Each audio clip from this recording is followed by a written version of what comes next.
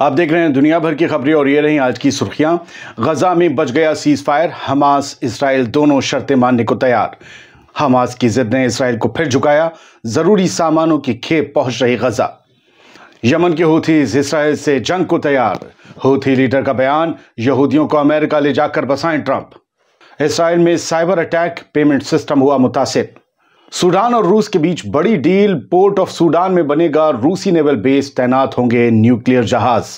और ईरान ने 90% हथियार खुद बनाने की कुव्वत की हासिल, एडवांस टेक्नोलॉजी की मदद से बना रहा सबसे बेहतरीन ड्रोन और साइबर सिस्टम। आज़ाद वर्ल्ड इंडिया में आप सभी का खैर मकदम है। मैं हूं आदिल खान आज़ाद। आज है 13 फरवरी 2025 और आप देख रहे हैं स्पेशल प्राइम टाइम शो दुनिया भर की खबरें। चलिए शुरू करते हैं दुनिया भर की खबरों का ये सफ़र तफसील से।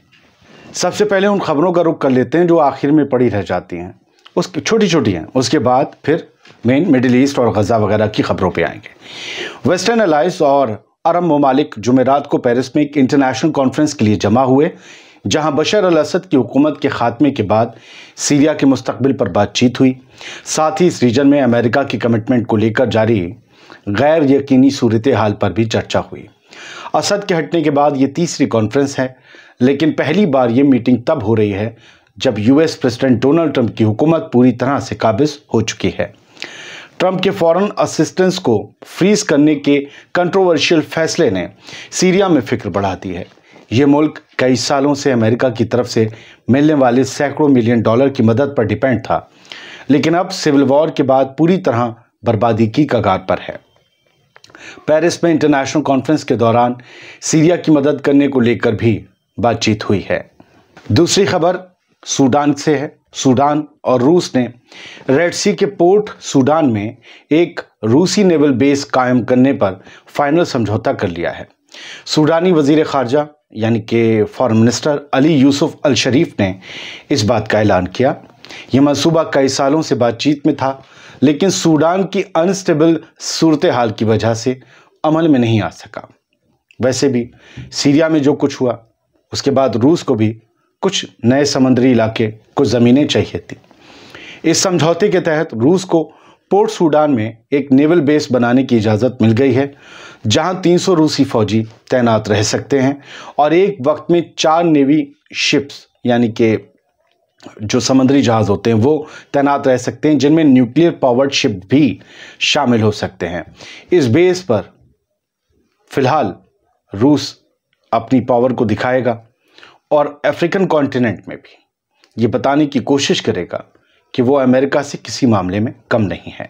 चीन ने अमेरिका के प्रेसिडेंट डोनाल्ड ट्रंप और रशियन प्रेसिडेंट व्लादिमीर पुतिन के बीच हुई फ़ोन कॉल का खैर मकदम किया और यूक्रेन जंग के पुरअमन हल पर जोर दिया। बीजिंग में चाइनीज़ फॉरेन मिनिस्ट्री के स्पोक्सपर्सन गो जियाकुन ने ये कहा कि रूस और अमेरिका अहम ताकतें हैं और हम ये देखकर खुश हैं कि दोनों मुल्क इंटरनेशनल मसाइल पर बातचीत और डायलॉग को मजबूत कर रहे हैं।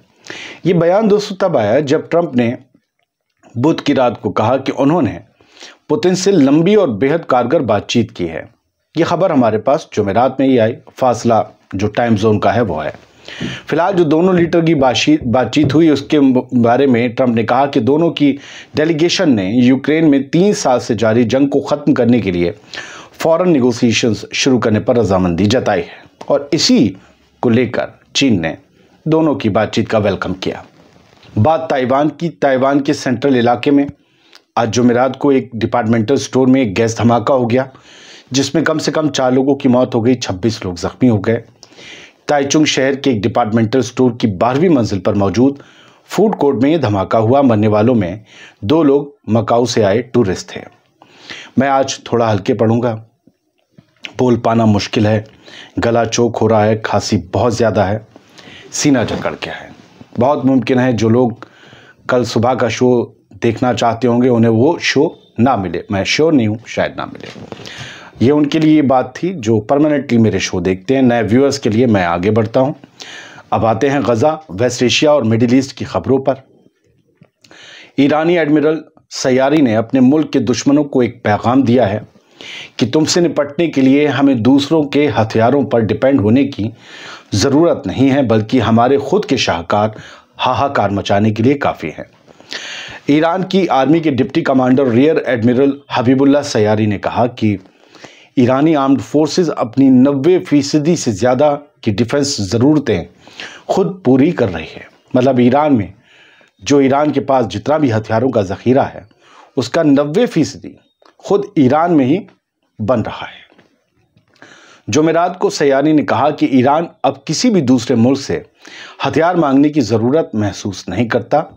किसी का आत्मनिर्भर का नारा ईरान ने अपने अंदर उतार लिया है।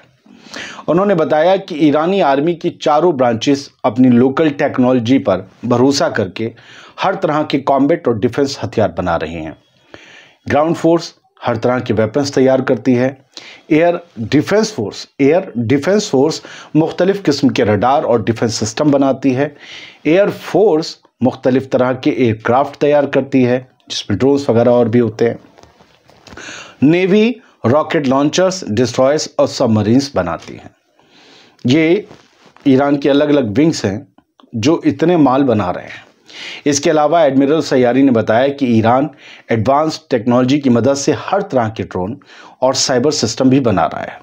उन्होंने कहा कि इसका मतलब ये है कि ईरान अब किसी भी मुल्क को अपने हथियारों की ज़रूरतों के बहाने अपने ऊपर हुकूमत करने नहीं देगा। दोस्तों, अगर ईरान की तरह दूसरे मुस्लिम ममालिक भी अपने हथियार, फाइटर जेट्स, ड्रोन्स और वॉरशिप्स, सबमरीन्स ये सब खुद बनाने लगे तो उनके ऊपर से वेस्ट का प्रेशर ख़त्म हो जाएगा। ईरान ने खुद पर लगी पाबंदियों से खुद को निखारा है और यही उसकी मजबूती की वजह है। यमन के हाउथीज की बात करते हैं। यमन के हाउथी मूवमेंट की तरफ से बयान आया है कि अगर गज़ा पर हमला हुआ तो अमेरिका और इसराइल पर हम फिर से वार करेंगे। यमन के हुथीज के सुप्रीम लीडर अब्दुल मलिक अल हुथी ने कहा कि अगर अमेरिका और इसराइल ने गज़ा पर हमला किया तो उनकी ताकतें फ़ौरन यानी उनकी फोर्सेस फ़ौरन जंग में दाखिल होंगी। हुथी लीडर अब्दुल मलिक अल हुथी ने कहा कि हम गज़ा में जंगबंदी पर नज़र रखेंगे और अगर अमेरिका या इसराइल ने तानाशाह ट्रंप की धमकी के तहत गज़ा पर हमला किया, ये उनका लफ्ज़ है, तानाशाह ट्रंप, उसकी धमकी के तहत गज़ा पर हमला किया तो हम भी फ़ौरन जंग शुरू कर देंगे, ये अब्दुल मलिक अल हुथी ने कहा। उन्होंने कहा कि मैं हुथी आर्मी को हुक्म देता हूं कि अगर ट्रंप ने फ़लस्तीनियों को गज़ा से निकालने की कोशिश की तो जंग के लिए तैयार हैं। अब्दुल मलिक अल हुथी ने कहा कि अमेरिकी सदर डोनाल्ड ट्रंप से एक मांग है हमारी। उन्होंने कहा कि इसराइल में रहने वाले यहूदियों की सिक्योरिटी और खुशी के लिए डोनाल्ड ट्रंप उन्हें अमेरिका में ले जाकर बसाएं। इससे यहूदियों समेत तमाम लोग खुश रहेंगे। ट्रंप को भी बहुत ज़्यादा मशक्क़त करनी नहीं पड़ेगी, फिर गज़ा के बारे में इतना सोचना नहीं पड़ेगा। दोस्तों, हुथीज़ की इस वार्निंग और तंज को इसराइली अखबारों ने भी तवज्जो के साथ जगह दी। और हाँ दोस्तों, मैं गज़ा में 20 जनवरी को हुए सीज़ फायर के बाद से यह आपको बता दूं कि यमन ने इसराइल पर कोई हमला नहीं किया है। अगर आप यमन और इसराइल के बीच कहीं हमले होने की खबर सुन या देख रहे हैं तो आप झूठ देख रहे हैं। दोनों ने एक सुतली बम का भी इस्तेमाल नहीं किया है। कुछ लोग आपको सच्ची नहीं अच्छी खबर दिखाते हैं क्योंकि वो आपकी नब्ज़ को पकड़ चुके हैं कि आप क्या देखना चाहते हैं। लाखों में व्यूज़ पाते हैं वो लोग झूठ दिखाकर। ऐसे लोगों से होशियार रहिए।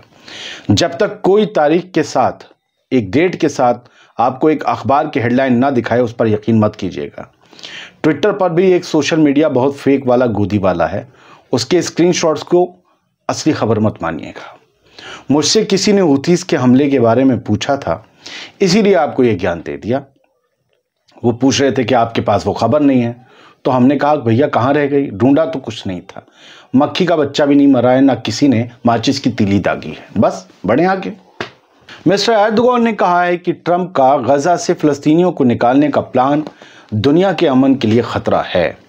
तुर्की के सदर रजब तैयब एर्दोगन ने अमेरिकी सदर डोनाल्ड ट्रंप के गज़ा कब्जाने वाले प्लान की कड़ी मजम्मत की।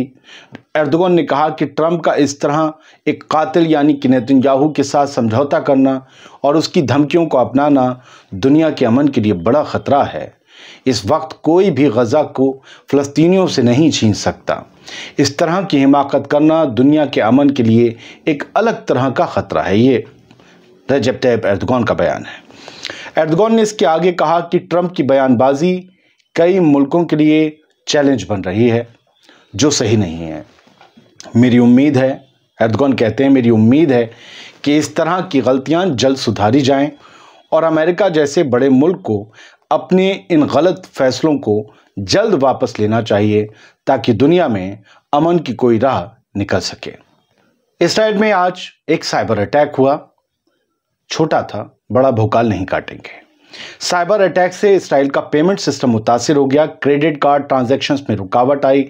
इसराइल के नेशनल पेमेंट सिस्टम पर आज सुबह यह अटैक हुआ, जिससे क्रेडिट कार्ड पेमेंट्स में थोड़ी देर के लिए रुकावट आ गई।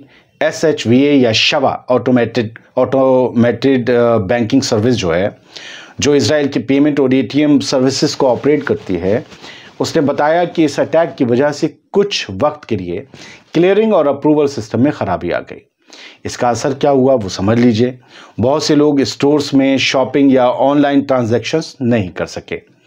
ये मामला 26 मिनट तक चला, फिर सिस्टम को फिक्स कर दिया गया। 2-4 खबरें यहाँ से हैं। हमास ने कहा है कि इजिप्ट और कतर की कोशिशों के चलते सीज़ फायर डील सक्सेसफुल हुई। सीज़ फायर डील जिस पर फेल होने के इम्कानात थे, ख़तरे मंडरा रहे थे, अब वो सीज़ फायर डील फिर से वो ऑक्सीजन पा चुकी है और कोई जंग नहीं होगी। हॉस्टेजेस को हम वापस करेंगे। 3 हॉस्टेजेस शनिचर को रिहा किया जाएंगे इसराइल के, और इसराइल हमारे कैदियों को रिहा करेगा। इसराइल ने जो मदद रोक रखी थी उसे रिलीज़ करने की बात कही है। ये वो मिस्र की सरहद पर मशीनरीज खड़ी हैं और पोर्टा केबिन्स देखिए, एक तरफ आपको बुलडोजर्स दिख रहे हैं और दूसरी तरफ वो पोर्टा केबिन। तो ये जो कहते हैं ना कि टेम्पररी घर होते हैं, लेकिन इनमें ठंड और बारिश वगैरह का असर नहीं होता। थोड़ी ऊंचाई पर बना दिए जाते हैं ब्लॉक्स पर लगाकर, तो लोग बारिश और ठंड से बच जाते हैं। ये मांग रहा था हमास कि इसका वादा था, अब तक नहीं भेजे, 60,000 भेजने थे।